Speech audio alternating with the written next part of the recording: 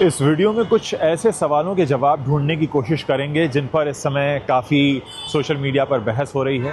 जैसे पहला सवाल ये है कि जिस रात सैफ अली खान के ऊपर हमला हुआ और उन्हें जिस तरह से एक ऑटो ड्राइवर ने पहुंचाया अस्पताल, तो उस ड्राइवर से बात करने के बाद सैफ अली खान और उनके परिवार ने क्या कहा।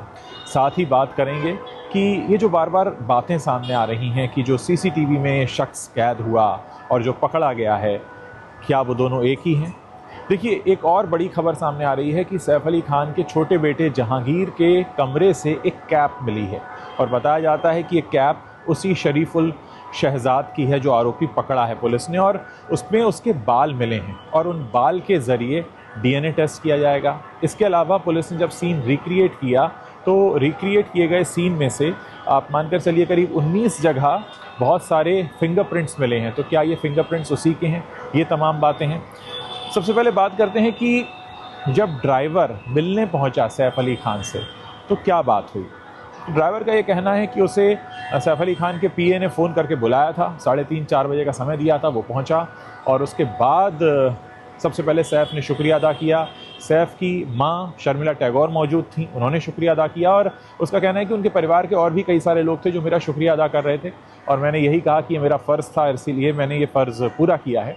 लेकिन एक और बात ये भी सामने आई कि जिस वक्त ये खबर आई कि भजन सिंह नाम के वो ऑटो ड्राइवर हैं जो उत्तराखंड के रहने वाले हैं, उन्होंने सैफ अली खान की जान बचाई समय रहते, उन्हें वक्त पर पहुंचाया अस्पताल और उस ज़ाहिर है पैसे उन्होंने लिए नहीं, तो एक संस्था ने 11,000 रुपये देकर उन्हें सम्मान किया है।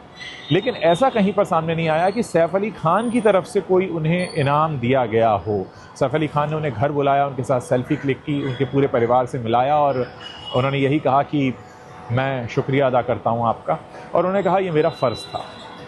भजन सिंह ये कहते हैं कि जिस वक्त वो घर पहुंचे उन्हें काफ़ी अच्छा लगा, उन्हें काफ़ी इज्जत दी गई सैफ अली खान के परिवार की तरफ से और हर किसी ने कहा कि आपने समय रहते अगर नहीं पहुंचाया होता, और वाकई ये बात सही है, अगर समय रहते नहीं पहुंचाया गया होता सैफ अली खान को अस्पताल तक तो कुछ भी हो सकता था, खून कितना भी है वो बह सकता था। अब तमाम तरह के सवाल हैं जो इस समय उठ रहे हैं। पहला सवाल ये है कि इतनी गाड़ियाँ थीं सैफ अली खान के पास, लेकिन तब भी ऑटो से जाना पड़ा। कोई ड्राइवर उनके पास क्यों नहीं था? क्या कोई ऐसा इमरजेंसी के ड्राइवर उनके घर के आसपास नहीं रहता, या जैसे वो नाइट ड्यूटी पर रखते हों? एक और बात सामने आ रही है, जब इस आरोपी ने ये कहा पुलिस से कि सारे गार्ड सो रहे थे और मैंने उनके सोने का फ़ायदा उठाया और फिर मैंने जूते निकालकर चुपचाप दबे पाँव में ऊपर चढ़ता चला गया, तो ये भी कहा गया कि आखिर वो गार्ड सो क्यों रहे थे। इस पर एक स्टेटमेंट आया है आलिया भट्ट के जो सिक्योरिटी चीफ हैं उनका, कि ये जो बिल्डिंग में गार्ड्स रखे जाते हैं इनकी तनख्वाह इतनी कम होती है, मुंबई में 8-9 हज़ार रुपए की तनख्वाह पर ये काम करते हैं, कई बार ये 24 घंटे काम करते हैं, दिन में भी काम करते हैं, रात में भी काम करते हैं, इसीलिए वो सो जाते हैं।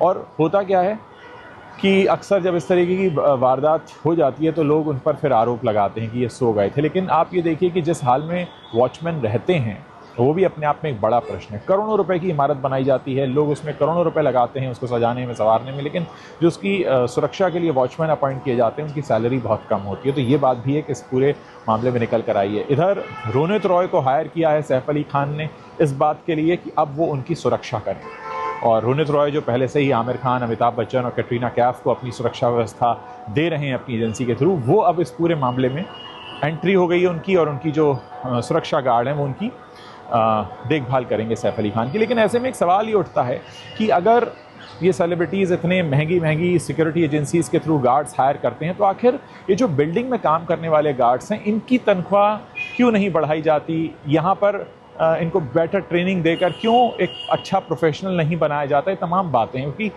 सैफ अली खान अफोर्ड कर सकते हैं इसलिए वो पर्सनल सुरक्षा गार्ड लेकर निकलेंगे, लेकिन हर कोई नहीं अफोर्ड कर सकता। तो ये तमाम बातें जो इस केस से निकल कर आ रही हैं। दूसरी बात, ये बहस बहुत ज़्यादा चल रही है कि जो सीसीटीवी में चेहरा दिख रहा है और ये जो पकड़ा गया शख्स है इसकी शक्ल आपस में नहीं मिलती है, लेकिन पुलिस का ये कहना है कि जो फिंगरप्रिंट्स हैं वो मैच हुए हैं।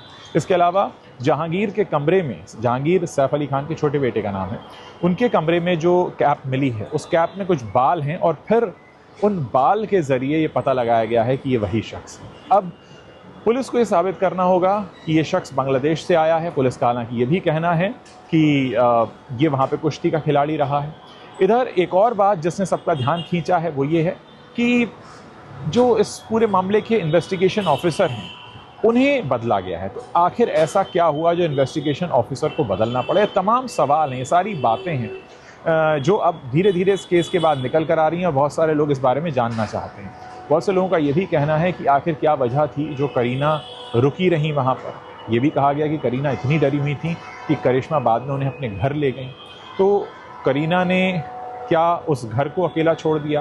क्योंकि सैफ को तो उन्होंने अकेला छोड़ ही दिया था, वो अकेले खुद गए हैं ऑटो रिक्शा में बैठकर अपनी जान बचाने के लिए। तो तमाम बातें हैं जो पूछी जा रही हैं और इनफैक्ट अब घटना के इतने दिन बाद अब सैफ अली खान का बयान दर्ज किया है पुलिस ने उनके घर जाकर, क्योंकि अभी अस्पताल में थे तो बयान देने लायक नहीं थे। अब क्या सैफ ने जो कहा और जो करीना ने कहा पुलिस से उसमें कुछ अंतर है या वो एक जैसे बयान है, या उसके उन दोनों बयानों से क्या मिल रहा है पुलिस को, क्या नई जानकारी मिल रही है? क्योंकि देखिए, जब घटना हुई तो वो सैफ के साथ हुई, बयान अभी तक करीना ने दिया था जो इस घटना की चश्मदीद है, लेकिन जिसके साथ होता है वो कहीं चीज़ें बेहतर बता सकता है। जैसे उस आरोपी ने ये बताया कि मैंने अपना उन्होंने मुझे पकड़ लिया था, सैफ ने उनको पकड़ लिया था, तो अपनी पकड़ को छुड़ाने के लिए उन्होंने पीठ पर वार किया उस आरोपी ने, ताकि सैफ की पकड़ ढीली हो और वो पकड़ ढीली होने के बाद वो उनके चंगुल से बचकर निकल पाए और इसीलिए उसने पीठ पर वार किए। अब एक और वीडियो भी सामने आया है जिसमें वो जूता चुराता हुआ दिख रहा है, क्योंकि उसने इस बयान में साफ कहा है कि वो जब बिल्डिंग में दाखिल हुआ तो उसने अपने मोबाइल फ़ोन को स्विच ऑफ कर लिया था, उसने जूते उतार दिए थे क्योंकि वो ये नहीं चाहता था कि वो जब वारदात को अंजाम दे रहा हो उस वक्त उसका मोबाइल बच जाए, इसलिए उसने मोबाइल को ऑफ़ किया, जूते उतारे। अब एक वीडियो और सामने आया है जिसमें वो जूते एक शू रैक से निकालता हुआ दिखाई दे रहा है। तो तमाम चीज़ें हैं, अब उन वीडियोस को भी मैच किया जाएगा इसकी शक्ल से। साथ ही ये भी खबरें हैं कि अब सैफ अली खान ने अपने उस घर में कुछ सीसीटीवी इंस्टॉल किए हैं जो कि अभी तक इंस्टॉल्ड नहीं थे। सैफ अली खान जहां पर ये पूरा हादसा हुआ है सदगुरु शरण बिल्डिंग, उसके पास वाली बिल्डिंग में पहले रहा करते थे जिसका नाम फॉर्चून हाइट्स है, और अब उन्होंने वहां पर अपना दफ्तर बना लिया था, लेकिन अब कहा जा रहा है कि अब फिर से वो उस बिल्डिंग में शिफ्ट हो जाएंगे क्योंकि अब वो फ़िलहाल इस बिल्डिंग में नहीं रहना चाहते हैं, क्योंकि उनको लग रहा है कि उनकी सिक्योरिटी को लेकर ख़तरा है।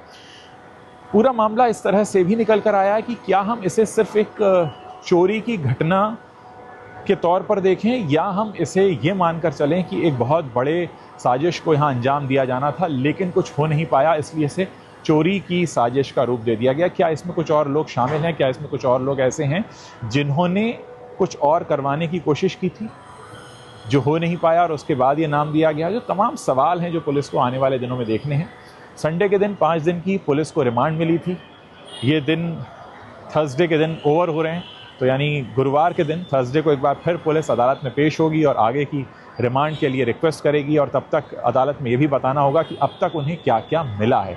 तो ये तमाम चीज़ें हैं जिन पर अभी ध्यान रखने की ज़रूरत है, हमारा फोकस रहेगा इस पर। अगर इसमें कुछ नई बातें निकल कर आती हैं तो हम आपको बताने और समझाने की कोशिश ज़रूर करेंगे। दोस्तों, आपको ये वीडियो कैसा लगा आप इस वीडियो के नीचे कमेंट करके बता सकते हैं। साथ ही इस पूरे मसले पर अगर आपकी अपनी कोई राय है, आपका अपना कोई पॉइंट ऑफ व्यू है, तो वो भी आप लिखना इस वीडियो के नीचे मत भूलिएगा। मुझे इंतज़ार रहेगा आप लोगों के कॉमेंट्स पढ़ने का।